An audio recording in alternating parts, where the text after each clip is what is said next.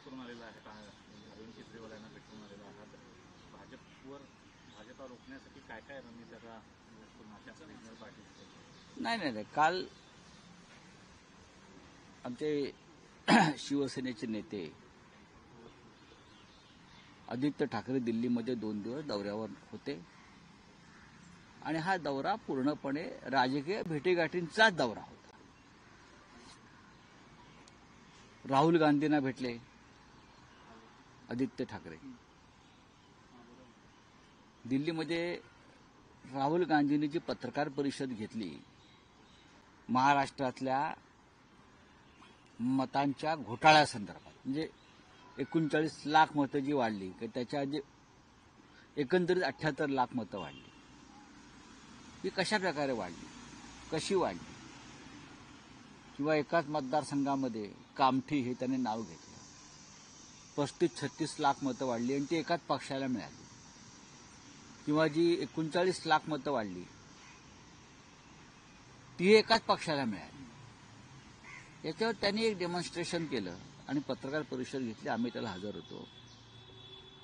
त्यानंतर आदित्य ठाकरे आणि राहुल गांधी यांच्यामध्ये एक डायलॉग झाला त्या पत्रकार परिषदेनंतर. आणि महाराष्ट्रामधल्या अनेक मतदारसंघामध्ये अशा प्रकारे मतदान यादीतला असे अनेक घोटाळे, त्याच्यावरती वरुण सरदेसाई, आदित्य ठाकरे यांनी एक रिसर्च केलं. तर त्याचं एक आदान प्रदान झालं आणि त्या संदर्भात पुढली रणनीती काय असावी.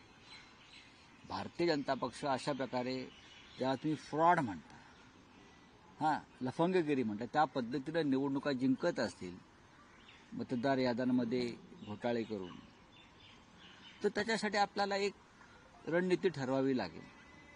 या संदर्भात या 2 तरुण नेत्यांमध्ये प्रदीर्घ चर्चा झाली. त्यानंतर अनेक कायदेशीर बाबी याच्यामधल्या तपासून घेण्यासाठी त्यांनी काही प्रमुख लोकांच्या भेटीगाठी घेतल्या. त्याच्यामध्ये बिजू जनता दलाचे जे प्रमुख नेते आहेत, अमर पटनाईक, जे एक मोठे कायदेपंडित आहेत, ते त्याच्यावर काम करत आहेत की ओरिसामध्ये भारतीय जनता पक्षानं अशाच प्रकारे घोटाळे करून कशा निवडणुका जिंकल्या ओरिसामध्ये, विधानसभा आणि लोकसभा.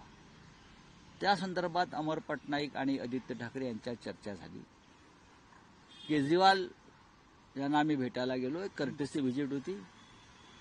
जय पराजय होत असतात, पण राजकारणात नाती कायम ठेवण्याची परंपरा शिवसेनामध्ये आहे. आम्ही त्यांना जाऊन भेटलो. आदित्यजींनी त्यांना सांगितलं की निवडणुकीमध्ये हारजीत जरी काही असली तरी आम्ही तुमच्याबरोबर आहोत. आणि हा जो विषय आहे त्या संदर्भात आम्ही अधिक माहिती घेऊन कोणती पावलं टाकावीत हे काँग्रेस, म्हणजे राहुलजी, उद्धव ठाकरे यांच्या नेतृत्वाखालची शिवसेना, आप, बिजू जनता दल अशा अनेक पक्षांचं आम्ही एक एकत्रीकरण करून आम्ही त्या संदर्भात भूमिका स्पष्ट करणार. निवडणूक आयोग म्हणते की पुरावे द्या, तर तसे पुरावे आमच्याकडे निवडणूक आयोगाच्या भ्रष्टाचाराच्या आणि घोटाळ्याचे पुरावे आहेत. काय करणार आहे? आम्ही कितीतरी तक्रारी केल्या. निवडणूक आयोग सध्याचा हा मोदी शहा यांच्या दहशतीखाली आहे आणि भाजपचा गुलाम आहे. भाजपची एक्सटेंडेड शाखा म्हणून ते काम करत आहे. केजरीवाल यांनी असं सांगितलं की मतदानाच्या दिवशी खुलेआम पैसे वाटले जात होते भाजपच्या लोकांकडून आणि तक्रार करणारे जे आपचे लोक होते त्यांना दिवस दिवस पोलीस स्टेशनला बसवून ठेवलं आणि त्यांना निवडणूक प्रक्रियेत भाग घेऊ दिलं नाही. याच्यावर आयोग काय करणार? काय करणार? मरकळवाडीची तक्रार नाही का पुराव्यासह? तुम्ही मरकळवाडीला मॉक पोल का रोखलं? त्या गावच्या लोकांनी ठरवलं होतं की आम्हाला आमचं समाधान करून घेऊ द्या की आमची किती मतं आहेत. मग निवडणूक आयोगानं तिथे 144 कलम का लावायला लावलं? निवडणूक आयोग ही क्या भाजपनं पोचलेले गुंडांची टोळी आहे का? शरद पवार सुद्धा या सगळ्यामध्ये सोबत असणार? नक्कीच. माननीय पवार साहेब हे सुद्धा त्यांच्या पद्धतीनं या निवडणूक प्रक्रियेतली लढाई लढतायत. मग ईव्हीएम असेल, त्यांनी ईव्हीएमवरती आक्षेप घेतलेलाच आहे यावेळेला आणि ते आमच्याबरोबर आहेत. आम्ही सगळे एकत्र आहोत. नंतर ते म्हणाले की तशा प्रकारे टेम्परिंग होत नाही, छेडछाड होत नाही. नाही बघा, असं आहे की शेवटी त्यांच्या पक्षाची एक भूमिका आहे. सुप्रिया सुळे यांनी ती भूमिका मांडलेली आहे आणि जेव्हा सामुदायिक निर्णय इंडिया आघाडी म्हणून घेतला जाईल तेव्हा ते आमच्याबरोबर आहे. तुम्ही म्हणतात की नातेसंबंध जपले जातील. अरविंद केजरीवालांना आदित्य ठाकरे भेटायला गेले, पण अशी चर्चा होती की शरद पवारांना सुद्धा भेटायला नाही, पवार साहेबांना आम्ही मुंबईत जाऊन नेहमीच भेटतो. नाराजी दूर झाली. अजिबात नाराजी नाही. पवार साहेबांविषयी नाराजी असण्याचं कारण काय आहे? आम्ही एका विशिष्ट घटनेपुरतं आमची भूमिका मांडली. आम्ही नाराजी नाही व्यक्त केली, आम्ही टीका नाही केली.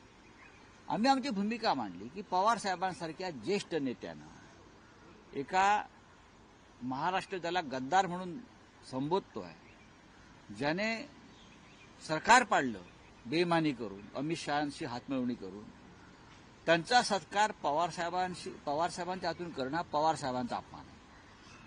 त्यांना महादजी शिंदे यांच्या नावानं पुरस्कार देणं हा शूर योद्धा जो दिल्ली पुढे कधी झुकला नाही, त्या महादजी शिंदेचा अपमान, ही आमची भूमिका आहे. कोणाला तुम्ही, आणि हा पुरस्कार सरकारी पुरस्कार किंवा पुण्यातल्या एका खाजगी संस्थेने दिलेला पुरस्कार आहे. पुण्यामधली एक खाजगी संस्था आहे, त्या संस्थेने दिलेला पुरस्कार. आम्हाला असं प्रश्न केले लोकांनी की तुम्ही पवारांवर टीका करताय. कोण हे प्रश्न करतायत? शिंदेचे लोक प्रवक्ते बोलतायत की तुम्ही शरद पवारांवर नाराज होताय, शरद पवारांवर टीका करताय. पवार प्रगल्भ नेते आहेत आहेत ना. शिंदेचे लोक म्हणतात की तुम्ही टीका करतायत. नाही, माझे आणि पवार साहेबांचे संबंध त्यांना माहीत नाहीत. वडिलांवरती आणि आम्ही ज्यांचं जे नातं आहे ते आमचे पिता समान आहेत.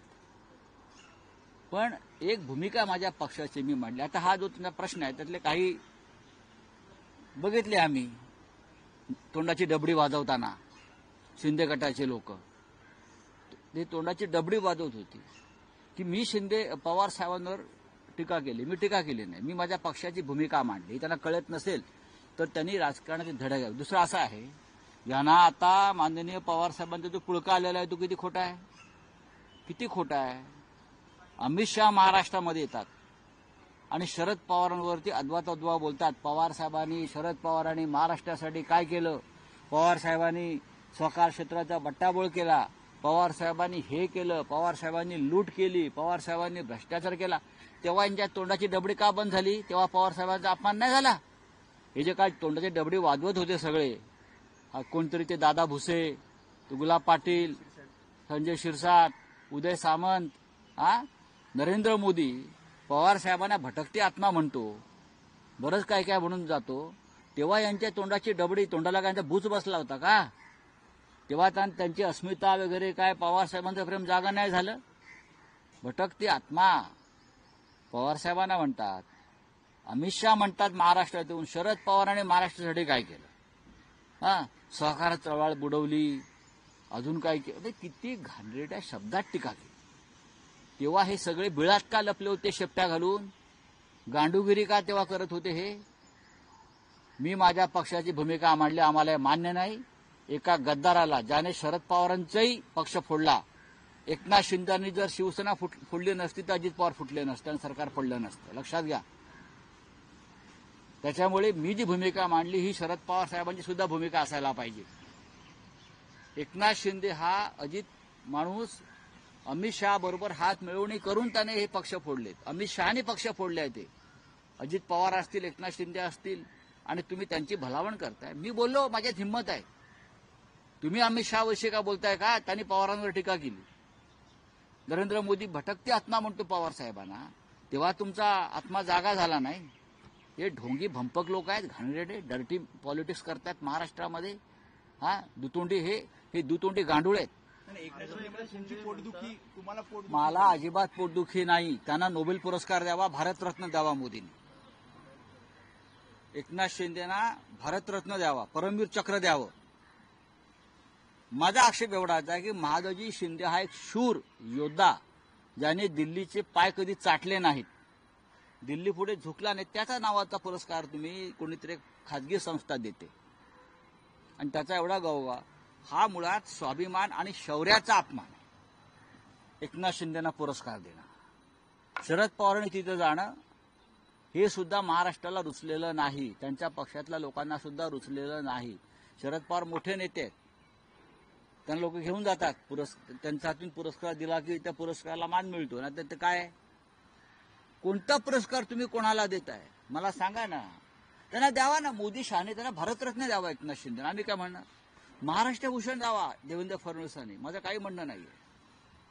प्रश्न महादजी शिंदे हा शूर मराठी सरदार योद्धा, ज्याने दिल्लीचं तख्त सुद्धा बरं का आपल्या तलवारीच्या जोरावरती, स्वाभिमानाच्या जोरावरती आपल्या हातात ठेवलं होतं. त्यात तुम्ही कोणाला देताय पुरस्कार? दिल्ली पुढे झुकलेल्यांना, वाकलेल्यांना, महाराष्ट्राची गद्दारी करणाऱ्यांना. हा आमचा मुद्दा आहे, बाकी काय आहे. तुम्ही तुमची लाईन मोठी करा, माझी लाईन कशाला पुसायला जाताय? उभं राहतो तिकडनं जनसेवा सुरू होते. सोडाव एक सिनेमातले डायलॉग, मी एक लेखक आहे, हे सिनेमातले डायलॉग मला तुम्ही सांगू नका. जहां से हम खडे होते वहां से हमारी लाईन सुरू होती है, हे दीवार मधले डायलॉग आम्हाला नका सांगू तुम्ही, कळलं ना. हा, आम्हाला काय सांगताय, लिहून दिलेले डायलॉग वाचतात. एक दुसरा महत्वाचा मुद्दा, ज्या प्रकारे गेल्या अनेक दिवसांपासून शासकीय बैठकांना एकनाथ शिंदे हजर नव्हते, त्याच्यावर बोला म्हणावं. मात्र त्यांनी आता स्वतःची एक वेगळी कोऑर्डिनेशन रूम सुरू केलेली आहे. या ठिकाणी वॉर रूम मुख्यमंत्र्यांची, त्याच्या बाजूलाच एकनाथ शिंदेची आता कोऑर्डिनेशन. यांच्यामध्ये तंगड्यात तंगडं घालण्याचा कार्यक्रम सुरू आहे. एकनाथ शिंदेनी मला शहाणपणा शिकवू नये. एकेकाळी ते माझे अत्यंत घनिष्ठ मित्र आणि सहकारी होते. मी परत परत रिपीट करतो, तेव्हा मला त्यांनी शहाणपणा शिकवू नये. काय केलं पाहिजे आणि काय, त्यांची लाईन त्यांनी मारावी, कोणाकडे त्यांनी कोणाला लाईन मारायची ती मारावी. त्यांनी तेच केलं. जे सरकार भ्रष्टाचारातून, गद्दारीतून निर्माण झालंय त्या सरकारचे ते प्रमुख होते. तुम्ही संपूर्ण न्याय व्यवस्था, निवडणूक यंत्रणा विकत घेऊन तुम्ही तुमचं सरकार टिकवलं. आम्हाला काय तुम्ही सांगताय, तुम्ही निवडणुका प्रामाणिकपणानं जिंकलेला नाहीत, तुम्ही पैशाच्या बळावर आणि ही सगळी खोटी कामं करून जिंकलेला आहात. चला, राजन साळवींनी काल पक्ष प्रवेश केला. अजून 2 माजी आमदार सुद्धा शिंदेच्या शिवसेनेत जाणार असं काल उदय सामंत. उद्या देखील एक माझ्यातली तुमची ताकद पूर्णपणे कमी करण्याचा.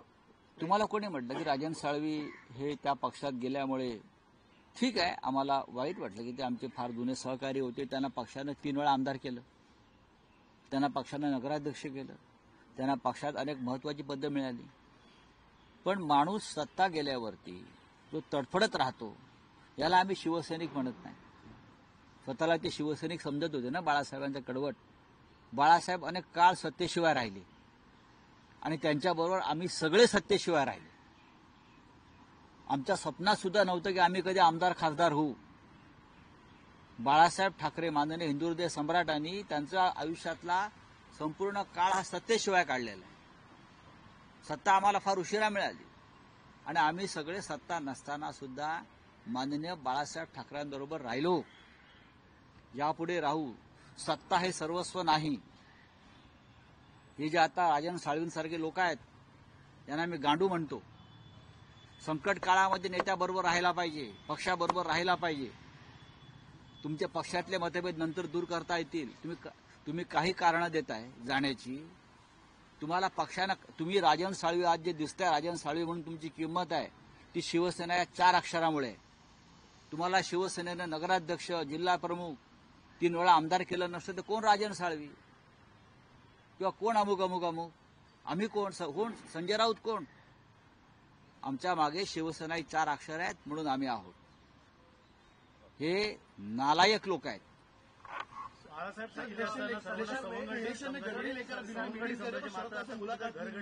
समजतात असं एकनाथ शिंदे म्हणतात, त्यामुळे मला उठाव करावा लागला. बघा हा उठाव बिठाव काय नाही, ही गांडूगिरी आहे. ईडीला घाबरून पळालेले हे लोक आहेत, ईडी आणि सीबीआयला. घरगडी जर ते असते ते त्यांना आमदार केलं असतं. घरगडी असते तर त्यांना इतके वर्ष महत्वाची खाती मंत्रिमंडळात दिली असती.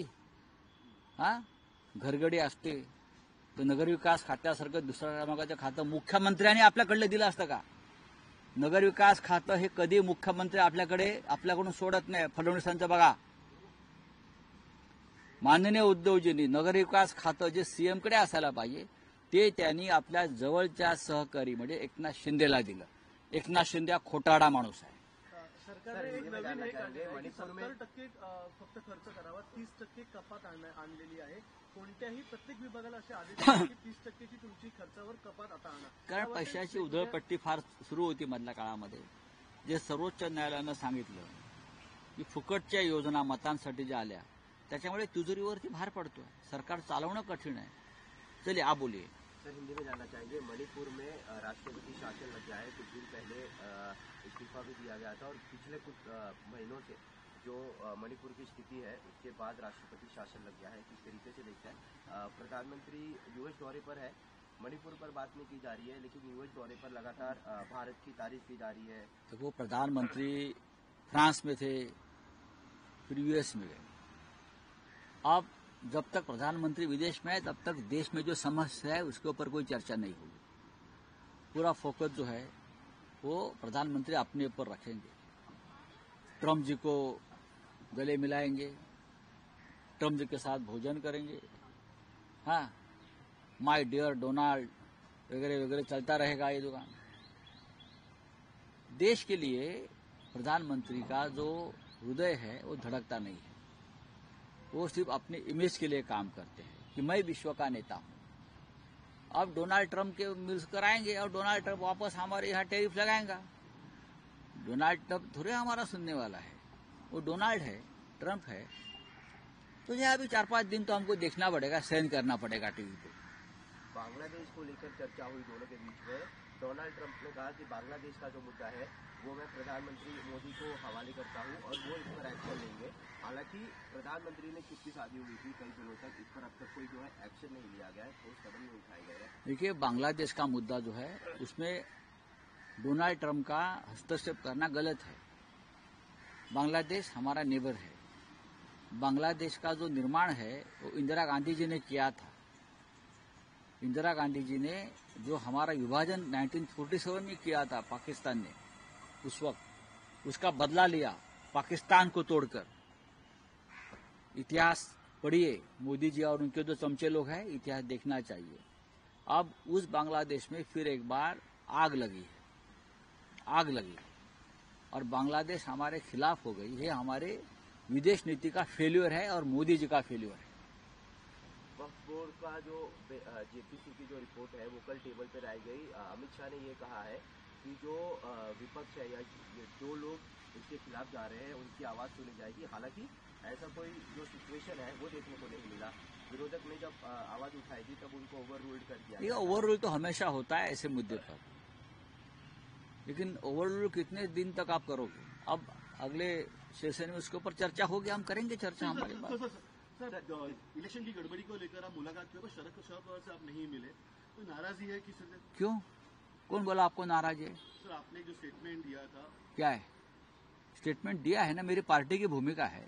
वो थोड़ी पवार साहब के खिलाफ नाराजगी है. मुझे लगा कि गलत आदमी को पुरस्कार ऐसे नाम से दिया जाता है. महादजी शिंदे जो कभी दिल्ली के सामने झुका नहीं, लड़ता रहा, वो कभी दिल्ली का गुलाम नहीं बना. महादजी शिंदे योद्धा था, डरपोक नहीं था. एक डरपोक आदमी को उनके नाम से पुरस्कार देना, उसके ऊपर मैंने हमारी पार्टी का मत व्यक्त किया है. शरद पवार साहब को तो मैं 10 दिन मिलता हूं. डेली मेरा उनके साथ 2 दिन में बहुत बार मेरे बाद उनसे बात हो गई. पवार साहब जैसे एक बड़ी व्यक्ति ने वहां नहीं जाना चाहिए था और उनके हाथ से पुरस्कार देना, ये उस महादजी शिंदे का नाम नीचे करने जैसा था. पुरस्कार के बाद चर्चा हुई, पुरस्कार देने के बाद शरद पवार डेफिनेटली होगी, क्यों नहीं होगी? होती है चर्चा. राजनीति में हर पार्टी, हर नेता अपने अपनी भूमिका व्यक्त करता है. मैंने पवार साहब के बारे में कुछ गलत नहीं कहा है, लेकिन जब अमित शाह साहब महाराष्ट्र में आकर पवार साहब के ऊपर अभद्र टिप्पणी करते थे, अभी नरेंद्र मोदी पवार साहब को भटकती आत्मा बोलते थे और बोलते रहे हैं, तब ये उनका जमीर नहीं जागा, ये शिंदे गुट के लोगों का या उनके लोगों का. हम खड़े रहे पवार साहब के साथ. अमित शाह और जो नरेंद्र मोदी जो बोल रहे हैं पवार साहब के खिलाफ, ये हमारा महाराष्ट्र का अपमान है, ये हमने कहा है, उनके लोगों ने. सर, काल दिल्ली दौरा करून आलेला आहे, अरविंद केजरीवाल यांना भेटून आलेला आहात. भाजपा रोखण्यासाठी काय काय रणनीती आता नॅशनल पार्टी? नाही, काल आमचे शिवसेनेचे नेते आदित्य ठाकरे दिल्लीमध्ये 2 दिवस दौऱ्यावर होते आणि हा दौरा पूर्णपणे राजकीय भेटीगाठींचाच दौरा होता. राहुल गांधींना भेटले आदित्य ठाकरे. दिल्लीमध्ये राहुल गांधींनी जी पत्रकार परिषद घेतली महाराष्ट्रातल्या मतांच्या घोटाळ्यासंदर्भात, म्हणजे 39 लाख मतं जी वाढली की त्याच्या आधी एकंदरीत 78 लाख मतं वाढली.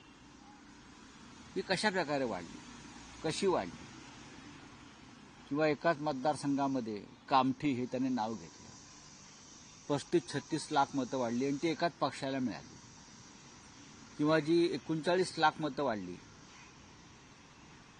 ती एकाच पक्षाला मिळाली. याच्यावर त्यांनी एक डेमॉन्स्ट्रेशन केलं आणि पत्रकार परिषद घेतली. आम्ही त्याला हजर होतो. त्यानंतर आदित्य ठाकरे आणि राहुल गांधी यांच्यामध्ये एक डायलॉग झाला त्या पत्रकार परिषदेनंतर. आणि महाराष्ट्रामधल्या अनेक मतदारसंघामध्ये अशा प्रकारे मतदान यादीतला असे अनेक घोटाळे, त्याच्यावरती वरुण सरदेसाई, आदित्य ठाकरे यांनी एक रिसर्च केलं. तर त्याचं एक आदान प्रदान झालं आणि त्या संदर्भात पुढली रणनीती काय असावी. भारतीय जनता पक्ष अशा प्रकारे ज्याला तुम्ही फ्रॉड म्हणता, लफंगगिरी म्हणता, त्या पद्धतीनं निवडणुका जिंकत असतील मतदार याद्यांमध्ये घोटाळे करून, तर त्याच्यासाठी आपल्याला एक रणनीती ठरवावी लागेल. या संदर्भात या 2 तरुण नेत्यांमध्ये प्रदीर्घ चर्चा झाली. त्यानंतर अनेक कायदेशीर बाबी याच्यामधल्या तपासून घेण्यासाठी त्यांनी काही प्रमुख लोकांच्या भेटीगाठी घेतल्या. त्याच्यामध्ये बिजू जनता दलाचे जे प्रमुख नेते आहेत, अमर पटनाईक, जे एक मोठे कायदेपंडित आहेत, ते त्याच्यावर काम करतायत की ओरिसामध्ये भारतीय जनता पक्षानं अशाच प्रकारे घोटाळे करून कशा निवडणुका जिंकल्या ओरिसामध्ये, विधानसभा आणि लोकसभा. त्या संदर्भात अमर पटनाईक आणि आदित्य ठाकरे यांच्यात चर्चा झाली. केजरीवाल यांना आम्ही भेटायला गेलो. एक कर्टेसी व्हिजिट होती. जय पराजय होत असतात, पण राजकारणात नाती कायम ठेवण्याची परंपरा शिवसेनामध्ये आहे. आम्ही त्यांना जाऊन भेटलो. आदित्यजींनी त्यांना सांगितलं की निवडणुकीमध्ये हारजीत जरी काही असली तरी आम्ही तुमच्याबरोबर आहोत. आणि हा जो विषय आहे त्या संदर्भात आम्ही अधिक माहिती घेऊन कोणती पावलं टाकावीत हे काँग्रेस, म्हणजे राहुलजी, उद्धव ठाकरे यांच्या नेतृत्वाखालची शिवसेना, आप, बिजू जनता दल अशा अनेक पक्षांचं आम्ही एक एकत्रीकरण करून आम्ही त्या संदर्भात भूमिका स्पष्ट करणार. निवडणूक आयोग म्हणते की पुरावे द्या, तर तसे पुरावे आमच्याकडे निवडणूक आयोगाच्या भ्रष्टाचाराच्या आणि घोटाळ्याचे पुरावे आहेत. काय करणार आहे? आम्ही कितीतरी तक्रारी केल्या. निवडणूक आयोग सध्याचा हा मोदी शहा यांच्या दहशतीखाली आहे आणि भाजपचा गुलाम आहे. भाजपची एक्सटेंडेड शाखा म्हणून ते काम करत आहे. केजरीवाल यांनी असं सांगितलं की मतदानाच्या दिवशी खुलेआम पैसे वाटले जात होते भाजपच्या लोकांकडून आणि तक्रार करणारे जे आपचे लोक होते त्यांना दिवस दिवस पोलीस स्टेशनला बसवून ठेवलं आणि त्यांना निवडणूक प्रक्रियेत भाग घेऊ दिलं नाही. याच्यावर आयोग काय करणार? काय करणार? मरकळवाडीची तक्रार नाही का पुराव्यासह? तुम्ही मरकळवाडीला मॉक पोल का रोखलत? त्या गावच्या लोकांनी ठरवलं होतं की आम्हाला आमचं समाधान करून घेऊ द्या की आमची किती मतं आहेत. मग निवडणूक आयोगानं तिथे 144 कलम का लावायला लावलं? निवडणूक आयोग ही क्या भाजपनं पोचलेली गुंडांची टोळी आहे का? शरद पवार सुद्धा या सगळ्यामध्ये सोबत असणार? नक्कीच. माननीय पवार साहेब हे सुद्धा त्यांच्या पद्धतीनं या निवडणूक प्रक्रियेतली लढाई लढतायत.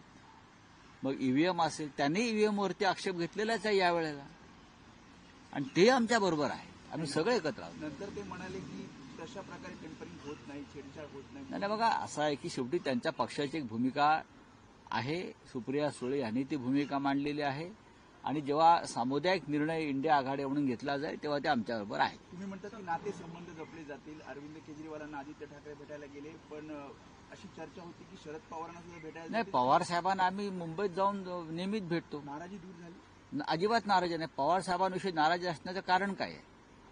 आम्ही एका विशिष्ट घटनेपुरतं आमची भूमिका मांडली. आम्ही नाराजी नाही व्यक्त केली, आम्ही टीका नाही केली. आम्ही आमची भूमिका मांडली की पवार साहेबांसारख्या ज्येष्ठ नेत्यानं एका महाराष्ट्र त्याला गद्दार म्हणून संबोधतोय, ज्याने सरकार पाडलं बेईमानी करून, अमित शहांशी हातमिळवणी करून, त्यांचा सत्कार पवार साहेबांच्या हातून करणं हा पवार साहेबांचा अपमान आहे. त्यांना महादजी शिंदे यांच्या नावानं पुरस्कार देणं हा शूर योद्धा जो दिल्ली पुढे कधी झुकला नाही त्या महादजी शिंदेचा अपमान, ही आमची भूमिका आहे. कोणाला तुम्ही, आणि हा पुरस्कार सरकारी पुरस्कार किंवा पुण्यातल्या एका खाजगी संस्थेने दिलेला पुरस्कार आहे. पुण्यामधली एक खाजगी संस्था आहे, त्या संस्थेने दिलेला पुरस्कार.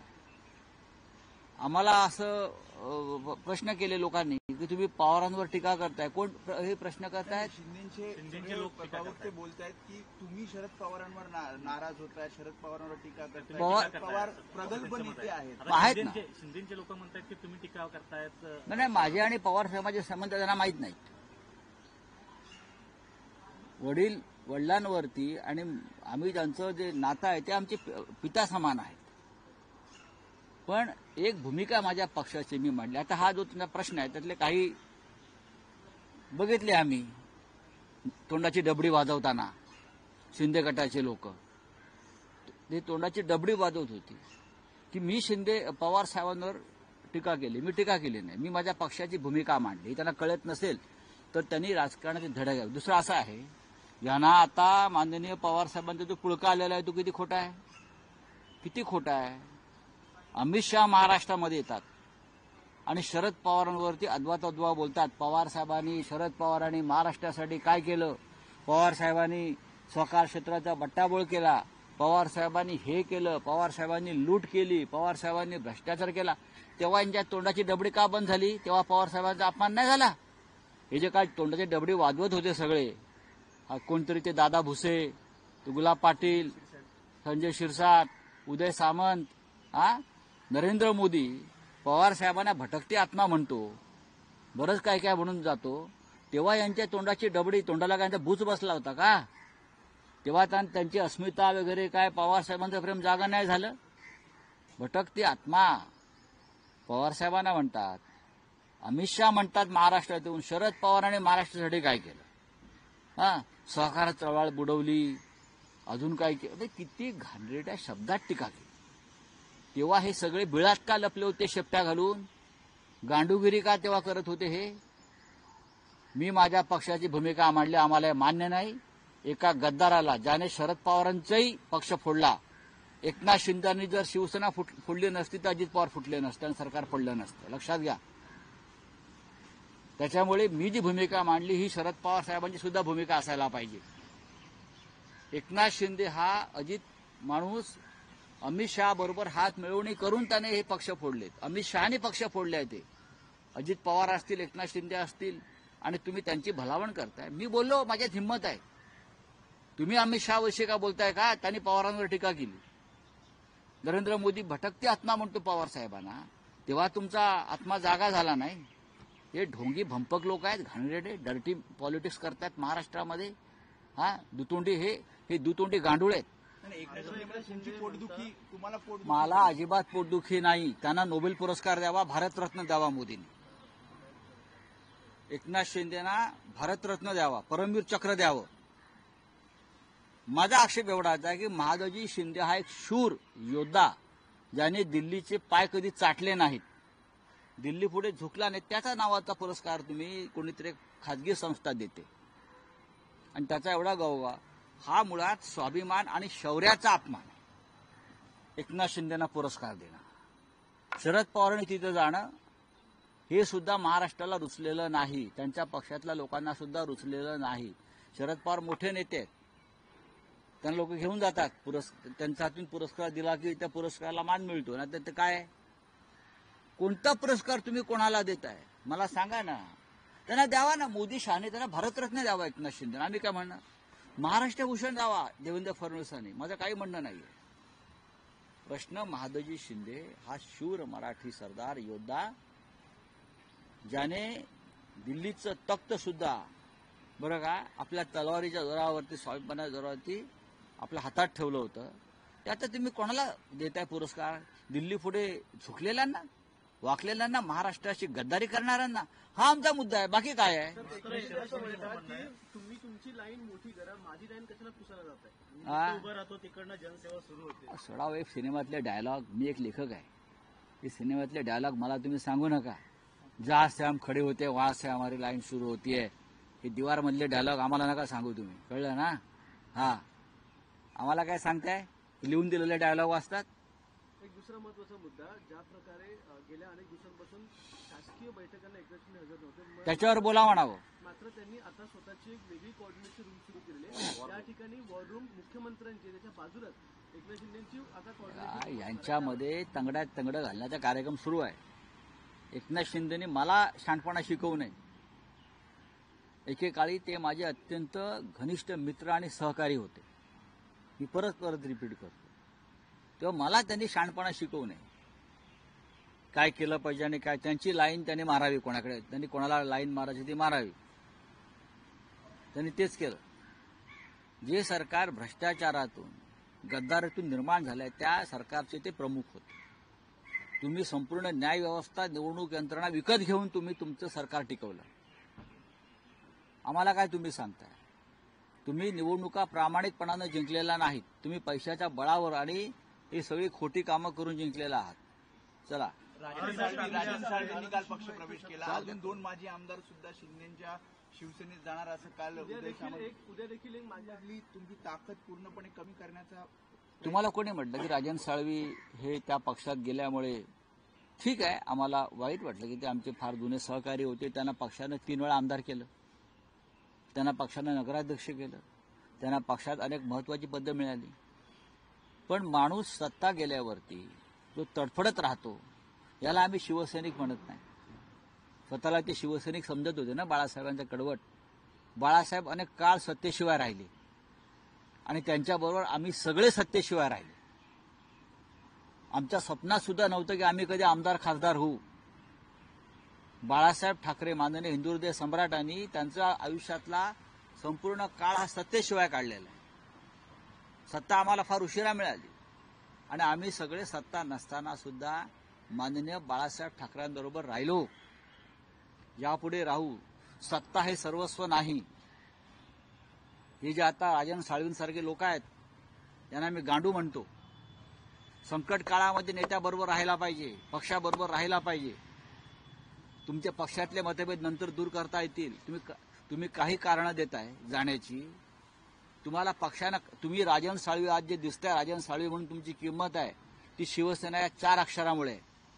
तुम्हाला शिवसेनेनं नगराध्यक्ष, जिल्हा प्रमुख 3 वेळा आमदार केलं नसतं तर कोण राजन साळवी किंवा कोण अमुक अमुक अमुक? आम्ही कोण? संजय राऊत कोण? आमच्या मागे शिवसेना 4 अक्षर आहेत म्हणून आम्ही आहोत. हे नालायक लोक आहेत.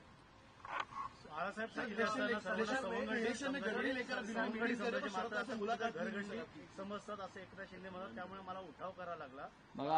बघा हा उठाव बिठाव काय नाही, ही गांडूगिरी आहे. ईडीला घाबरून पळालेले हे लोक आहेत, ईडी आणि सीबीआयला. घरगडी जर ते असते ते त्यांना आमदार केलं असतं. घरगडी असते तर त्यांना इतके वर्ष महत्वाची खाती मंत्रिमंडळात दिली असती. हा, घरगडी असते तर नगरविकास खात्यासारखं दुसऱ्या क्रमांकाचं खातं मुख्यमंत्र्यांनी आपल्याकडलं दिलं असतं का? नगरविकास खातं हे कधी मुख्यमंत्री आपल्याकडून सोडत नाही. फडणवीसांचं बघा,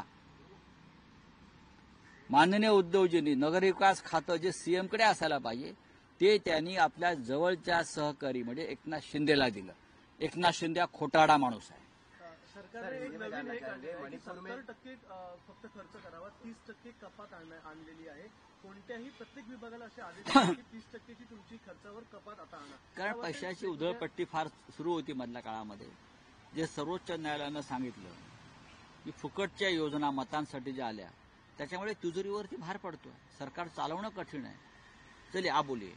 सर, हिंदी में जानना चाहेंगे, मणिपुर में राष्ट्रपति शासन लग गया है। कुछ दिन पहले इस्तीफा भी दिया गया था और पिछले कुछ महीनों से जो मणिपुर की स्थिति है उसके बाद राष्ट्रपति शासन लग गया है। किस तरीके से देखते हैं? प्रधानमंत्री यूएस दौरे पर है, मणिपुर पर बात नहीं की जा रही है, लेकिन यूएस दौरे पर लगातार भारत की तारीफ की जा रही है। तो वो प्रधानमंत्री फ्रांस में थे, फिर यूएस में गए. अब जब तक प्रधानमंत्री विदेश में है तब तक देश में जो समस्या है उसके ऊपर कोई चर्चा नहीं होगी. पूरा फोकस जो है वो प्रधानमंत्री अपने ऊपर रखेंगे. ट्रम्प जी को गले मिलाएंगे, ट्रम्प जी के साथ भोजन करेंगे. हाँ, माय डियर डोनाल्ड वगैरह वगैरह चलता रहेगा ये दुकान. देश के लिए प्रधानमंत्री का जो हृदय है वो धड़कता नहीं है. वो सिर्फ अपने इमेज के लिए काम करते हैं कि मैं विश्व का नेता हूं. अब डोनाल्ड ट्रम्प के मिल्स कराएंगे और डोनाल्ड ट्रम्प वापस हमारे यहाँ टैरिफ लगाएगा. डोनाल्ड ट्रम्प थोड़े हमारा सुनने वाला है. वो डोनाल्ड है, ट्रम्प है. तो ये अभी 4-5 दिन तो हमको देखना पड़ेगा, सहन करना पड़ेगा टीवी पे. बांग्लादेश को लेकर चर्चा हुई दोनों के बीच में। डोनाल्ड ट्रंप ने कहा कि बांग्लादेश का जो मुद्दा है वो मैं प्रधानमंत्री मोदी को हवाले करता हूं और वो इस पर एक्शन लेंगे। हालांकि प्रधानमंत्री ने चुप्पी साधी हुई थी कई दिनों तक, इस पर अब तक कोई जो है एक्शन नहीं लिया गया है, ठोस कदम नहीं उठाए गए हैं। देखिए, बांग्लादेश का मुद्दा जो है उसमें डोनाल्ड ट्रम्प का हस्तक्षेप करना गलत है. बांग्लादेश हमारा नेबर है. बांग्लादेश का जो निर्माण है वो इंदिरा गांधी जी ने किया था.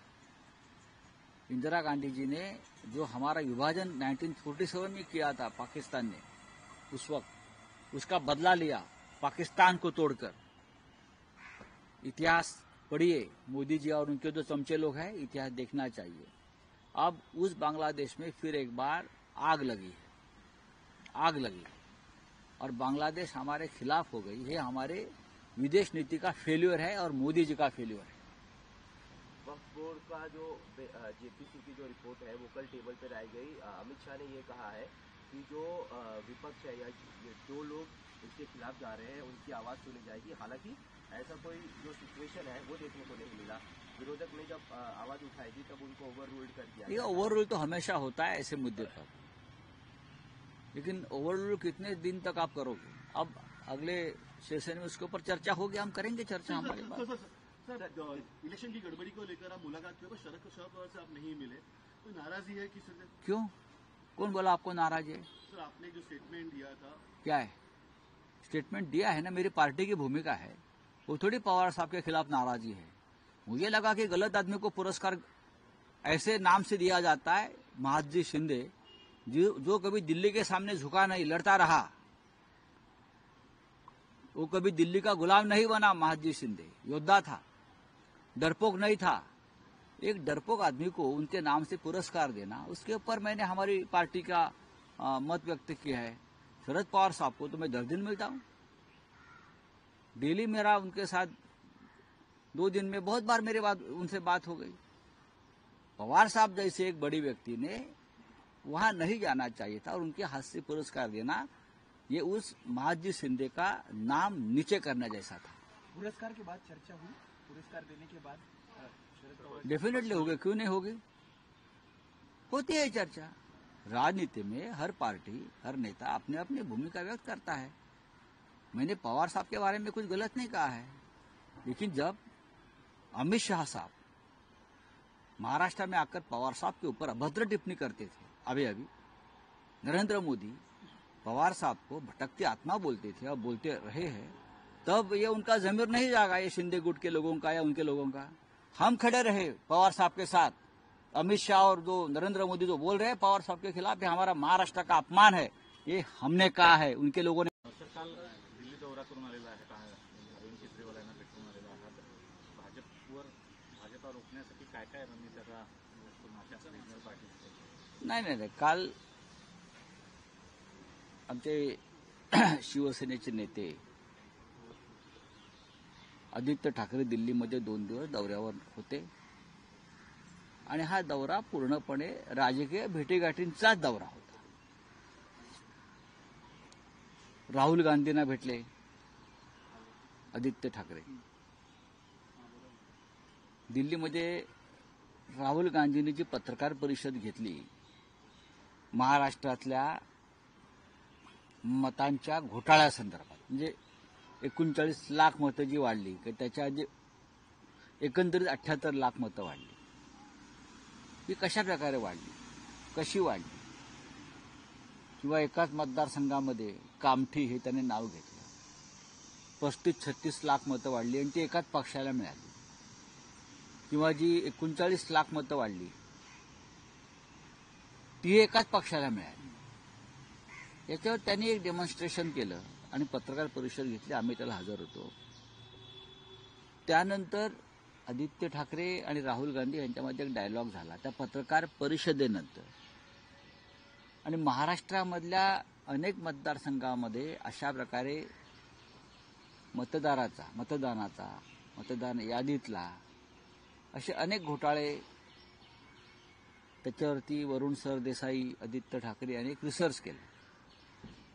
तर त्याचं एक आदानप्रदान झालं आणि त्या संदर्भात पुढली रणनीती काय असावी. भारतीय जनता पक्ष अशा प्रकारे जेव्हा तुम्ही फ्रॉड म्हणता, लफंगगिरी म्हणता, त्या पद्धतीनं निवडणुका जिंकत असतील मतदार याद्यांमध्ये घोटाळे करून, तर त्याच्यासाठी आपल्याला एक रणनीती ठरवावी लागेल. या संदर्भात या 2 तरुण नेत्यांमध्ये प्रदीर्घ चर्चा झाली. त्यानंतर अनेक कायदेशीर बाबी याच्यामधल्या तपासून घेण्यासाठी त्यांनी काही प्रमुख लोकांच्या भेटीगाठी घेतल्या.